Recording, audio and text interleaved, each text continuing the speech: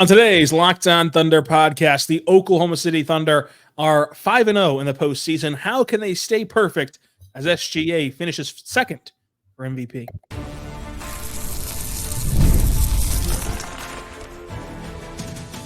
You are Locked On Thunder, your daily Oklahoma City Thunder podcast, part of the Locked On Podcast Network, your team every day.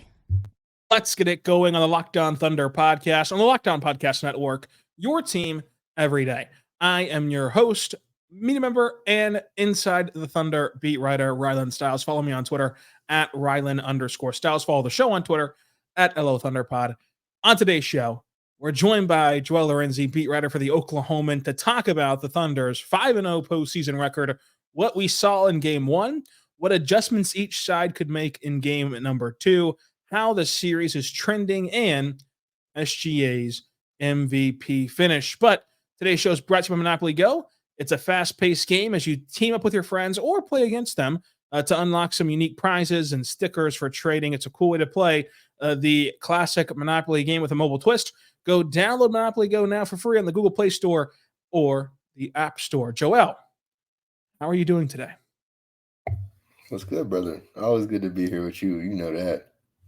Well, I'm glad that you have awakened and joined us on the pod as we are in for another late night tonight as the Thunder battle the Dallas Mavericks at 8:30 local time on ESPN. So a different broadcast than what you might be used to. So far, only TNT and ABC, TNT and NBA TV. Now it's on ESPN tonight. A little tidbit.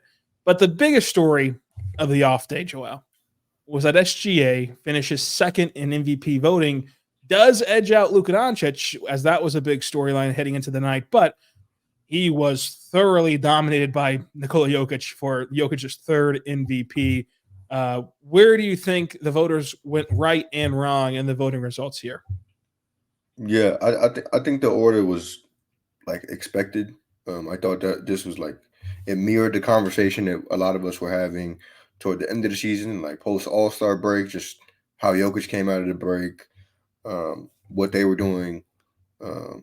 Obviously, they all have a great case. Maybe, we're so prisoner of the moment that like Luka, I think, had such a trending case toward the end because he had those last couple months that were just like insane, and people were like, whoa, well, does he have a chance based on how many games the starters have missed and the way they're ascending up the standings and stuff like that. But they all had a case.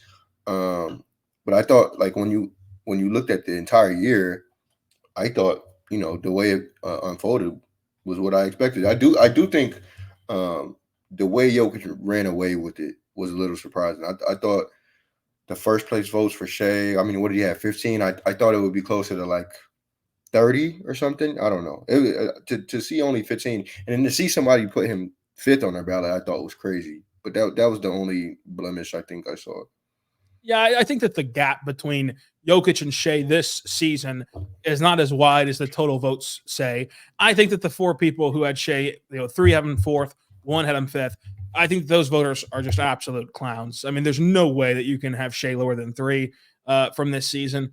I think that there's a case to be made, and I'm interested in your thoughts if you were able to vote now after you gave up your vote of like voting now without any sort of consequences to contracts or something, where you would go with it, because I think that Shai has an interesting case, and Shaq touched on this a little bit. And of course, Shaq comes from this from a personal angle too. But we've never just handed the MVP trophy away to the best player in the world. Like it is okay to like say Jokic is better than Shai as a basketball player, but we've never done it that way. Or else LeBron and Michael Jordan would have way more MVP trophies than they already do. We've always factored in storylines, narratives, expectations, stats, and winning all in this. And of course, Jokic and Shai had the same record, but the pathway to those 57 wins was a bit different in what we typically associate with MVP voting. So to see it go in a landslide to Jokic, I think was one, a little bit of buyer's remorse from them giving Embiid the award last year, which the voters corrected, I guess, this year in a way. And then, two, it was interesting. I think that people were just too afraid to buck the mold of what we thought back in September. Like in September, nobody thought that Shai was going to win MVP. And so now when Jokic has such a good season, it's like, well, we can't be so dramatic and put Shai one. When in reality, if you go off of how we voted for this stuff pretty much every other year since the award's inception, it would have been Shai this year. But for whatever reason, Jokic has his third MVP, which does put him in a way different conversation in his career arc than he was in 24 hours ago. Yeah, no, I do think like you make some fair points. I thought the conversation today was interesting, and that like I don't think it was like Jokic. Part of that was, I think, him being the best player in the world, but I also don't think it was that simple. Like maybe not as simple as it would have been giving it to Bron some of those other years. Like I mean, like in an age of advanced stats and all the nuances that went into this race, like Jokic, his advanced stats are like up there like all time, like among the greatest seasons, even if it is not his best season personally. So like there's a case clearly there. I think it's not as simple as just best player in the world, but I do think I can't speak for every voter, but I'm comfortable saying that I think there was at least a chunk of voters. There are so many of them, and I know they only watch so many games. They can only watch so many games. Nobody's a sicko watching every possible game. Nobody has that kind of time. And so I do think, to a certain degree, at least a chunk or a fraction of the voters did choose Jokic as a safe bet, which is maybe not something that happened in the LeBron era as much as it could have, or maybe ever.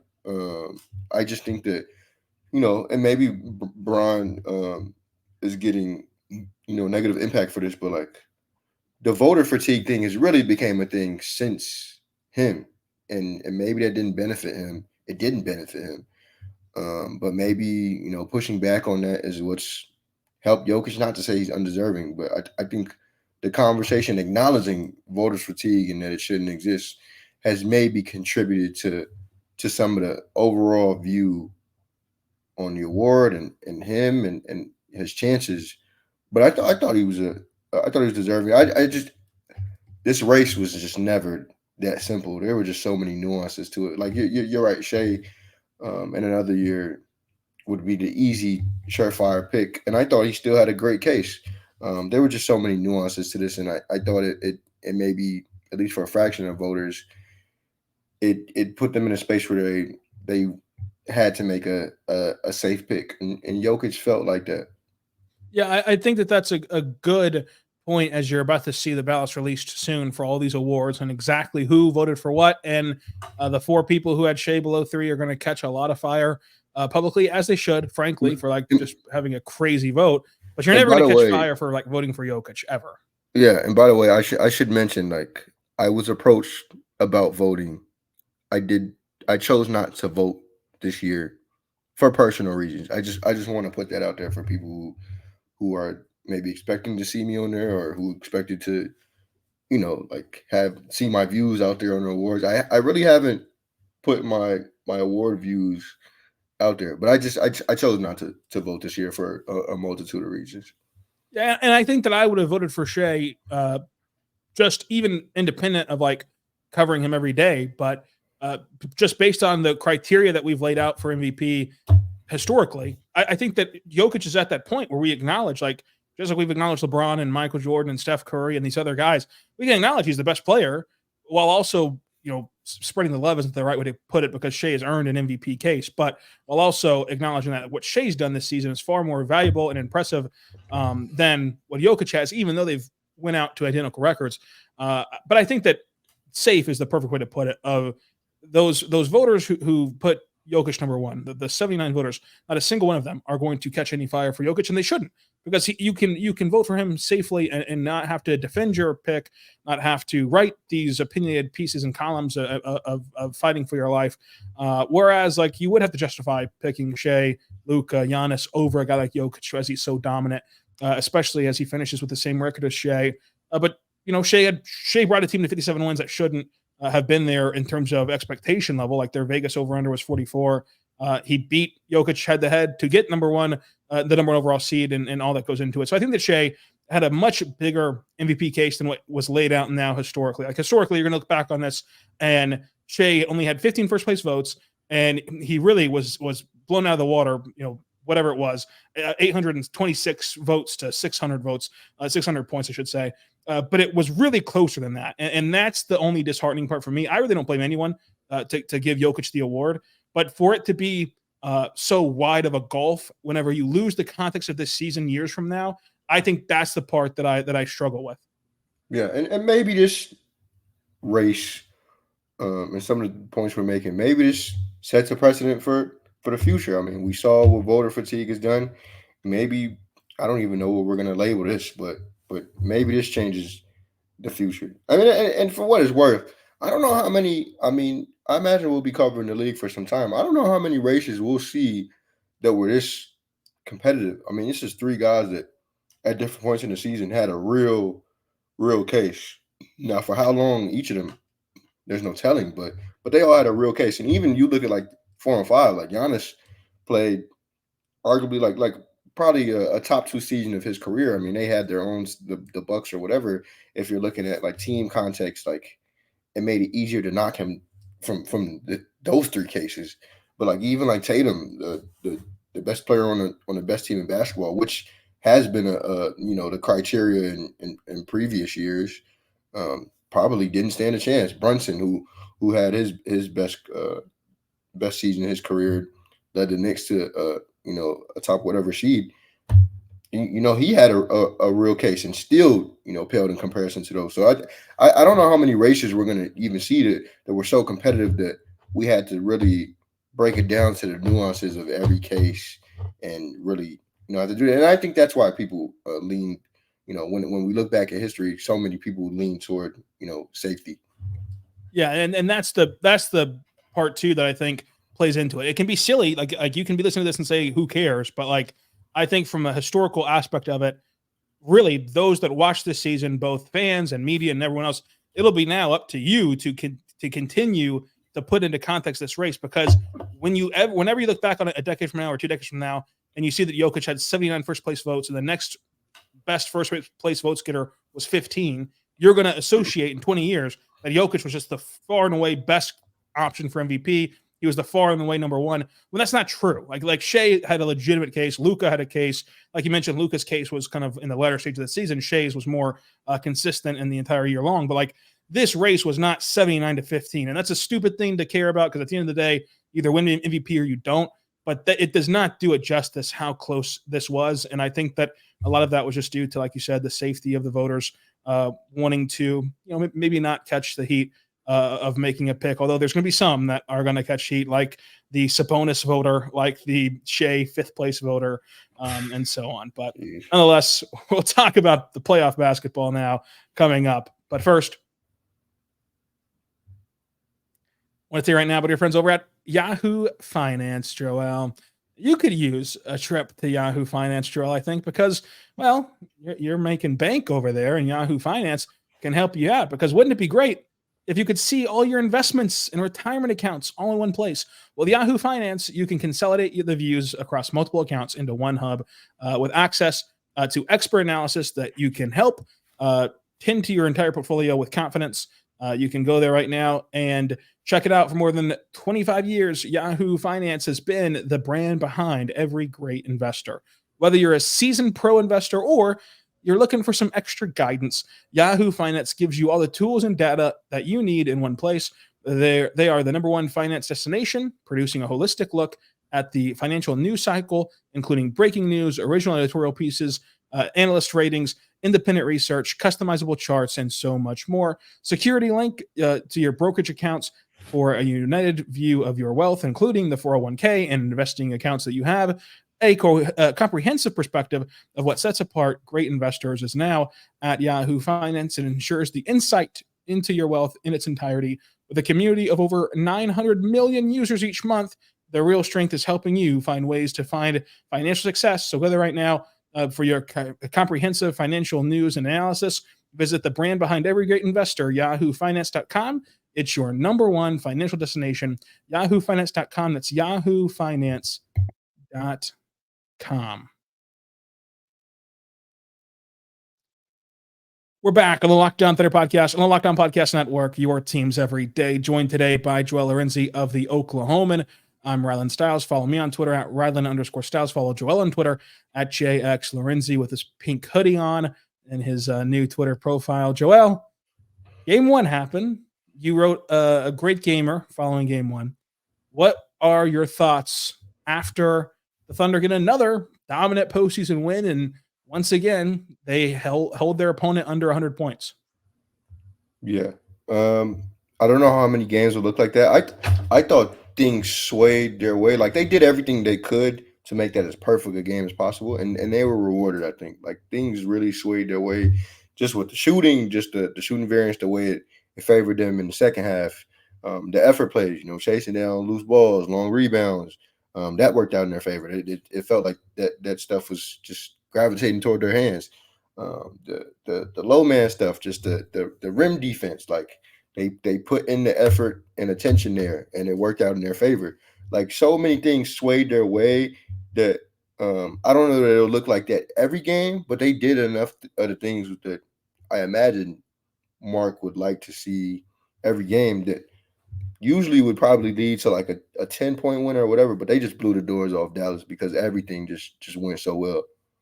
Yeah, I think that with OKC, this game one was a professional win and was a win that we've seen them pull off 57 times, and they've pulled off now 5 times in the postseason, where they hung their hat on the defensive end. They really stayed in the game because of it after a sloppy start offensively. And then eventually, like you said, things broke their way, and the dam opened, and it leads to a blowout win. Whenever you look at the scoreboard, it'll look like a blowout win, but there were moments in this game where they really had to respond. Their slow start offensively, the third quarter run from Dallas, and they responded each time. I think that game one, you couldn't really have asked for a much better contest for OKC because they, battled through every part of it. They played defense all the way through. They got the offense, started really late in this one. They actually didn't shoot the ball particularly well until about 16 minutes to go in the game in whole. And then when they started shooting the ball well, they really did. And they saw J-Dub step up after only scoring 8 points in the first 3 quarters. He scores 10 points in the fourth. Everything just played out as we've expected. And I think that when you look at this team, we now have a 5-game sample size of them in the playoffs, Joel. And these 5 games, when you're describing them, when you're breaking them down, when you're recapping them in the Oklahoman, you're doing it the same way you did the 82-game schedule. And teams that have the 82-game schedule translate to the playoffs are typically the most successful of the group. And I think that that's the case for OKC. Yeah, no doubt. I think I'm pretty comfortable with this team now. Like, depending on the deficit, like, I'm pretty comfortable with them closing games now. Like, they've I think had enough of a sample size to where they've impressed closing games. I think their worst showings were like against Sacramento maybe this year, just like going into a fourth quarter with a chance to win a game and getting the doors blown off them. Like, other than that, like, I think any game they've had a chance in the fourth, they pretty much closed out. And a lot of that is Dub, just the way he lives for fourth quarters. I mean, you said it like that. And I thought there were so many wrinkles to that game. Like, just you can look at 9 different guys and say at a certain point, like, they were just wildly important. Like, I thought like Dub in maybe the second quarter, this is a guy who's adamant about never getting free throws. He got to the line 6 times in a quarter, which opened things up because he's getting good looks. He's getting the same pull-ups he always shoots, the off balance, not his hips aren't square. Like, he's getting the same looks that he always gets, and they just aren't falling for 3 quarters. And then when the time comes for him to do his thing, he does his thing. Like, I think you saw just so much of that across the board. Chet spazzed late game when they had took away his trail and just the general open looks from 3. Shai was getting to the line when nothing else was falling, and then he came into his own. Like, you just saw so many different wrinkles in these guys like grow into the game. It was too sound of a game for them, I think. Yeah, I think that you can look at game one, and you mentioned it, you touched on it. You can legitimately go through 9 different guys and say they were the most impressive part about it. We can argue who's the most important, but the most impressive aspect of it, and you have a legitimate case, and like, you won't be wrong. I think that there was a sense of everything going right in the end result, but a lot of the detailed work to get to that point was happening that they kind of fought through, as you mentioned, the slow start offensively in particular. Defensively, let's talk about Lu Dort real quick in game one. I think that Lu Dort played fantastic defense on Luka. I think that Luka, though, had a lot of those shots rim out that we've seen him put better touch on the ball and they rim in. And independent of the result of, like, yes, Luka, it's easy to say that Lu Dort played great defense whenever Luka goes out there and has his worst playoff game since 2021 and only scores 19 points on 31% shooting. But the toughness of the looks that you were forcing Luka into, that's all you can ask for. And those tough looks, Luka will make tonight, or he'll make Saturday, or he'll make Sunday. Eventually, he'll make those tough looks.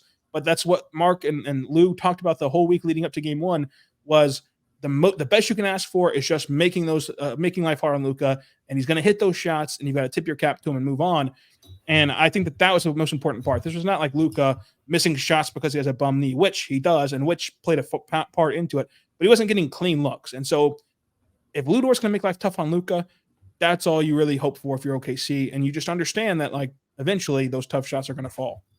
Yeah, no, they definitely benefited from him having one of his worst playoff performances probably ever, but a lot of that was Lou, like you said. I mean, the things that, were in Luka's control were maybe out of his control. The handle when trying to snake through, that usually he can get a pass to the rim. Lu Dort stripping him. He's getting underneath him. He's digging at the ball. I mean, Luka had 5 turnovers? Like, you're seeing a version of Luka that you don't see often.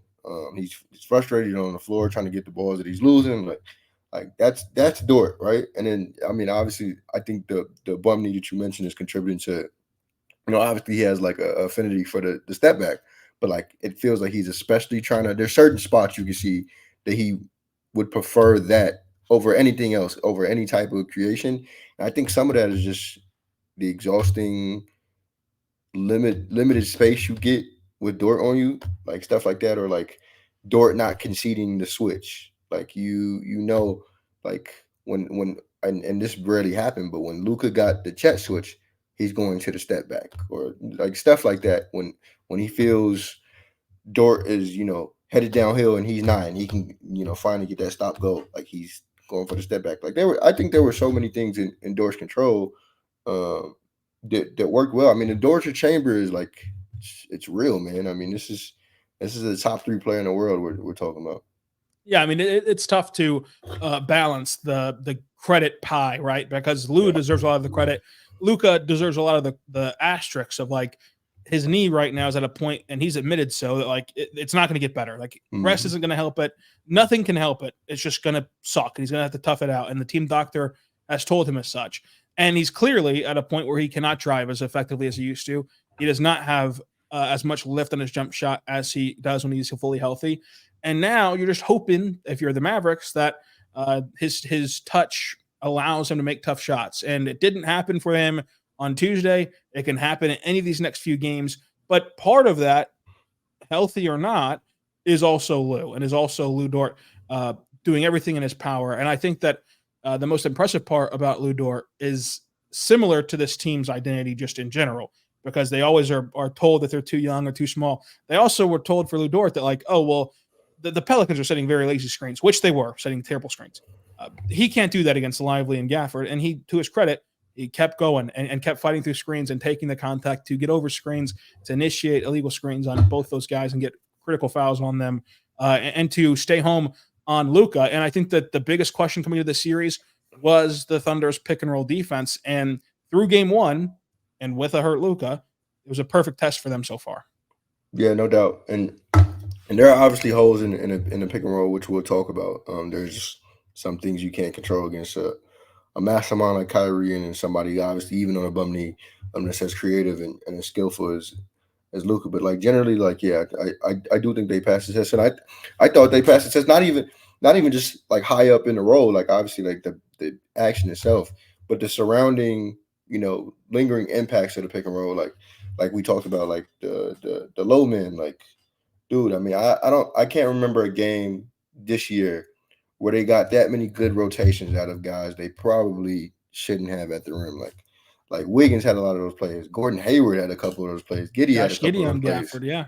And so I can't remember a game where they were that effective, like rotating low. And I've only been able to watch like rewatch the first half of the game, but like some of the looks that Gafford is able to get off at the rim is like It's coming in the insane mid paint touch. instead of like in the restricted area. Yeah, and he's showing off insane touch to make it fall. And so with like credit to him, he's a good player. But he's showing off insane touch to get it through, and he's fighting through. Like Jay Will had good minutes. He's fighting through Jay Will to get his touch off. He's fighting through Chet.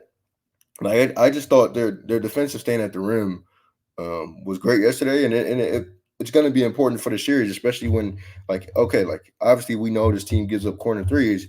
If you're going to continue to give them up, which I think it didn't matter down the stretch, but like what will be the difference is how you defend the rim. Dallas was 77% at the rim throughout the season series. Like if you can change that, obviously that changes the outlook of the series, especially with Luka and his asterisks, and Kyrie probably having to play like he did last round for them to take this to 6 or 7 or whatever. This was impeccable defense from OKC.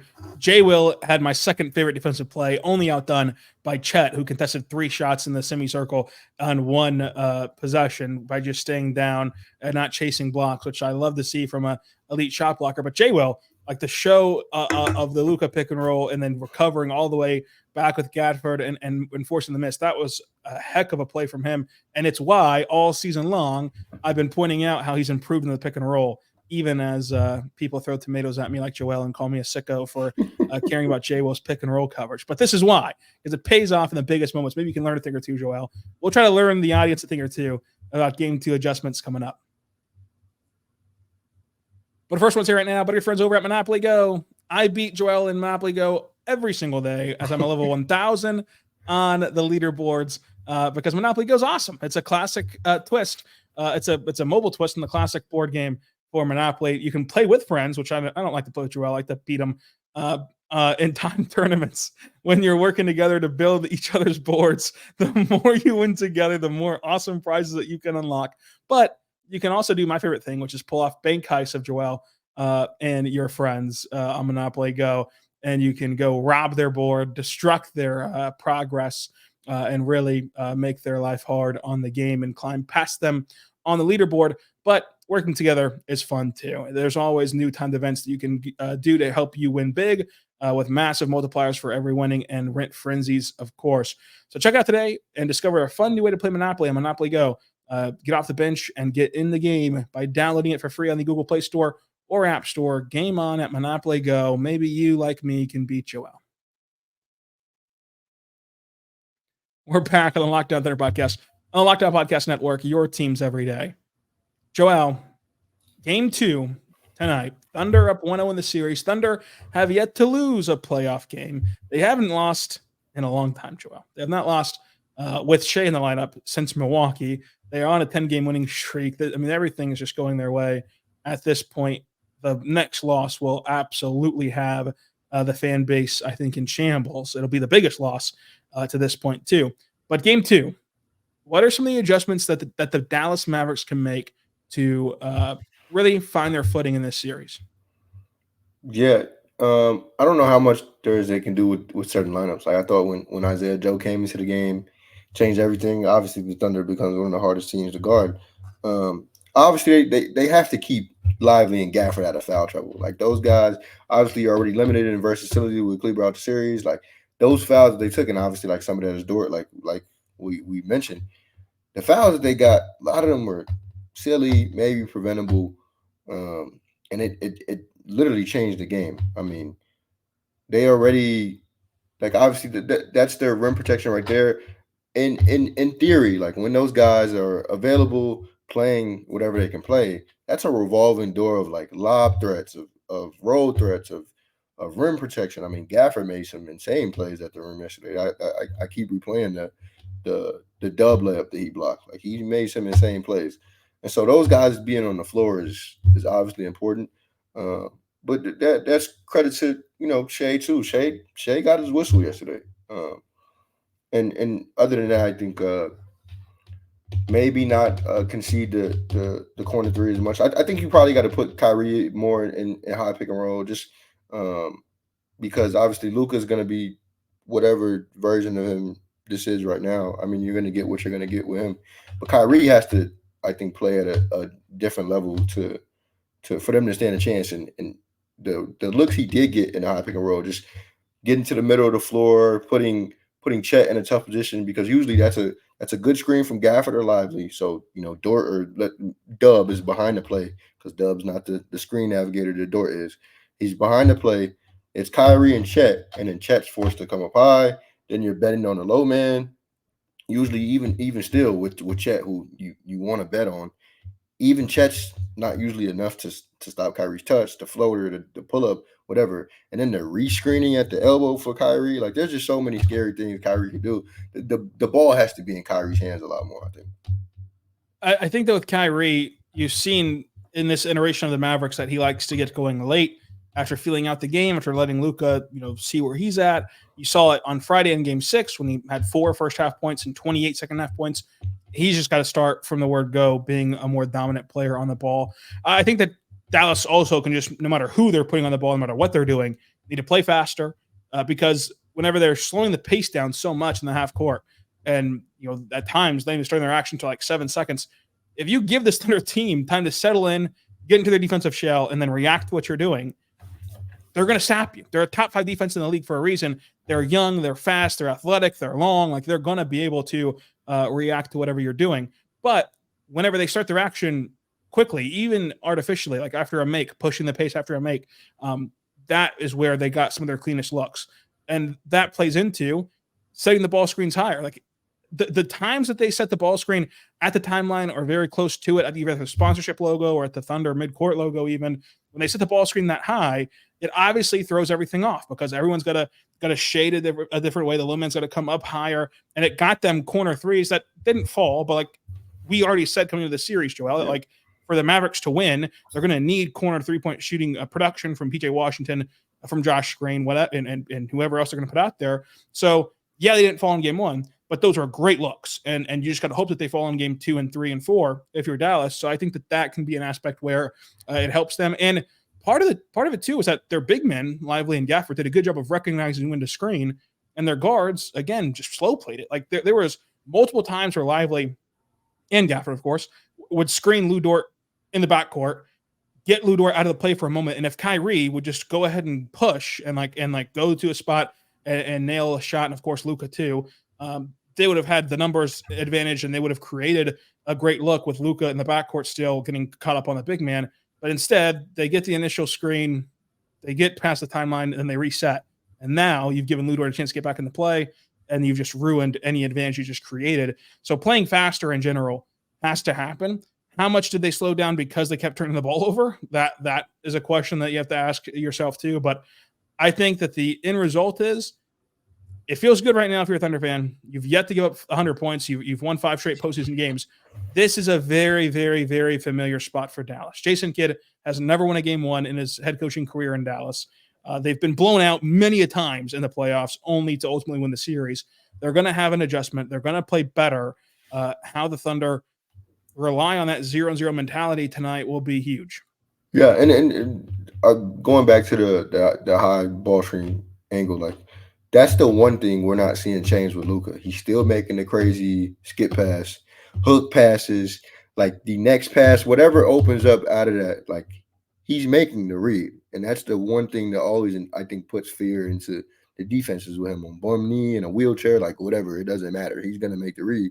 And so, I thought, like, again, things turned in OKC's favor, but it could have got ugly if more threes fell, if the low men don't make some of those crazy plays, don't make some of those effort plays that could easily swing the other way if Gafford wants to muscle up or whatever the case may be.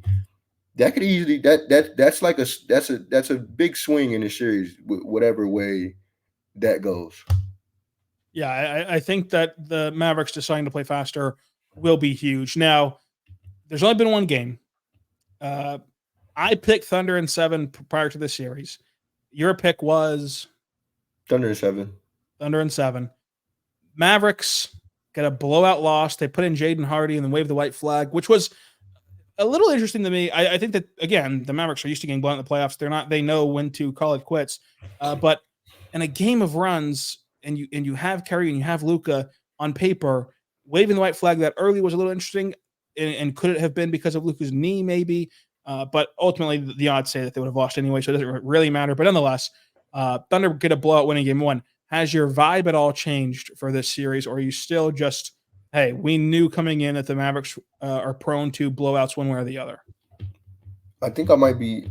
I mean, I don't know how sustainable a lot of the stuff I mentioned is, but I think I am more impressed with OKC, and I'm not completely concerned about Dallas. I think Dallas will get a couple wins off. Like this series, and there's so much of the series we still haven't seen yet. Um, but I was impressed with just some of the things we talked about with OKC, to the point where, like, I am still pretty sure they can win this series, and maybe in ways that I didn't imagine. I mean, just again, I keep harping on the low man stuff. Like, if they can do a lot of that stuff, I know the rebounds won't bounce their way like they did in game one, but like within what they can control, if they're doing that, I mean, they can go on a real run if they stack games like that, like game one. So I don't think the vibe has changed. Maybe I'd lean Thunder in 6 now. I don't know, but that a lot of that is the compiled, like Luka's asterisks, how good they looked in game one. Obviously, you don't want to overreact to some of the stuff that maybe isn't sustainable, but like generally, like a lot of that stuff is going to carry. The defense is going to carry. Dallas has adjustments to make, but I still feel good about OKC. Yeah, I still feel good about OKC with home court and how good they've been at home. How confident you should feel in this team that's translated the top 5 offense, top 5 defense to the playoffs, and a team that, like, is not playing above their skis. I don't think, like, you can voice your thoughts on this. I think that the 3 of the 5 blowout wins is a little misleading. Like, I don't believe the Thunder have really had their tip top one of one A game other than game 2 against the Pelicans. And so, like, even game 1 against the Mavericks, there still are ways for them to improve and them to get better. And so while there's ways for the Mavericks to get better, there's ways for OKC to get better. Where does that level off at? I think that even more so lean into OKC right now. No, definitely agreed. Yeah, maybe because obviously they're always going to nitpick, things they didn't like. I imagine that Mark is, playing whatever mistakes over Bruce Springsteen in these past couple of days. Like, there are things they don't like, and there are things, I don't know that Mark's going to go away from this, but like, Mark talked about this today with rotations. Like, some of Gordon Hayward's minutes, like we've dogged Hayward's minutes enough by now, right? But there are things that could be better. I think with some of those, especially in this playoff run, when Shai's shot isn't falling, I think the whistle, you don't know how sustainable the whistle is either. We never really talk about this, but like the game-to-game adjustments for teams is one thing, but like I imagine the officials are doing the same thing and saying, "Oh, what calls were we leaning too hard this way, one way?" I don't know how sustainable. Like, obviously Shai gets to the free throw line, but will he get to the free throw line at the extent he did, in game one? Like, we've seen at different parts this year where, especially the start of the year, where Shai wasn't getting free throws. Like, and we're looking at a league that's being called more physically now. More stuff is being overlooked, and so I don't know. I do wonder, like, of the inside those lineups with Shai in the reserves, like they need a secondary creator, and Gordon not having been that, let alone like not even spotting up, is obviously trouble. And so he only plays 9 minutes yesterday, which isn't like some stark difference from what he's been since he's been here. But like things like that, Mark turning away from him, Mark turning away from Josh in the third when clearly they needed to beat away from that deficit that Dallas closed in on. Like, there are clearly things they can get ahead of early. I'm not saying like Giddey's not going to start or something or whatever. Like, Giddey, I'm personally in the boat that I think Giddey should still play 15-ish minutes.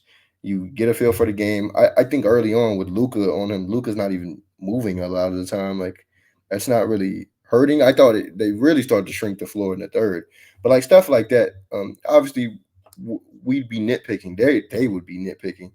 There are things they can improve on, but overall, they look good in game one. Is what we're saying.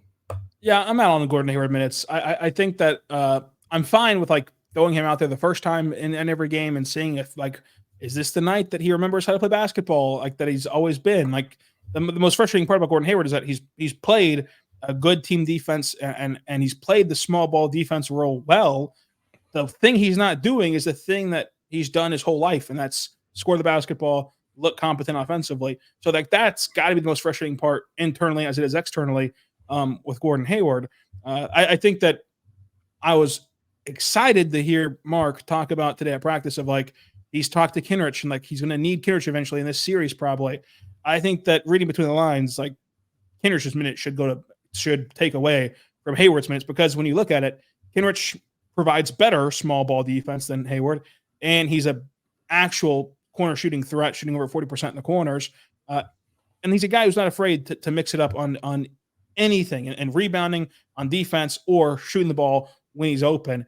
I don't see how, if you're not going to give all those minutes directly to Wiggins, who we all are a proponent of, how you don't try Kenrich. Maybe game 2, that's the big adjustment. You try Kenrich. I wrote about it at SI Thunder of why I think that this series could swing back to Kenrich before Mark said it. So maybe Mark does consume SI Thunder since he does not consume the Daily Oklahoman, but I do. And I read Joel Lorenzi every single day, just as you should. Subscribe to this pod every single day. Joel, you wrote a fantastic piece, a really emotional piece about the head coach of the Oklahoma City Thunder. Go ahead and plug it away and anything else you want to promote. Yeah, I would say, I want to say I think Mark would regret not reading the profile, but then he told me yesterday that regret is not a way to live No life. way to live life, Joel. Yeah. You don't learn the lessons. We try to teach you, and you never implement the lessons. Regret is no way to live, Joel. Yeah, but no, I thought reporting that story was fun. I think the most interesting part about Mark is that, on the outside, he's like uninteresting, like he's supposed to be boring. Not overly, unless you're sitting there at the scores table mid-game. He's not very reactive, not very expressive, unless he's in Ben Taylor's ear. Like when we see him, he's not expressive, and he just looks like an unassuming guy. I mean, this is what everybody says, but you get into the weeds of who he is, who he's always been. This is a guy that never played college basketball, never played pro basketball, but people always had a belief in him because this dude's a genius. I mean, virtually every player his coach will say, he impressed them with just his IQ and everything. He's come to offer about the game is unconventional thinking. Just the way he challenged even Billy Donovan. This is in the story. Just the way he challenged Billy Donovan at Florida in a role like that. Like Mark wasn't even on. They had to kind of make a new role for him. He wasn't even an assistant because these were the days where you didn't have these big staffs. Like he was like an assistant to Billy Donovan, really, and it was this weird role. He didn't have an office. Like he was challenging Donovan then, and so I just think there's a lot of interesting wrinkles to his story. Just the way he's learned to motivate and stuff like that. So it was a fun story to report on. I think people would like to see that part of Mark. You should go check it out at the Oklahoman. You should check out Joel Lorenzi, the Nardwall of basketball at JX Lorenzi, and subscribe to Locked On Thunder. Anyway, get your podcast. Not self-proclaimed, by the way. Somebody called me that. Yeah, we're not going to reveal who called you that. For all they know, it could have been me. It could have, thanks for revealing that it wasn't. Player. Okay, now we're gonna get into the flexing business. The NBA player. Well, say, it wasn't you. Like an acclaimed NBA player instead of an acclaimed NBA podcaster called Joel Lorenzi, the Nardwall of basketball. But nonetheless, check him out. Check us out. Until next time, be good and be good to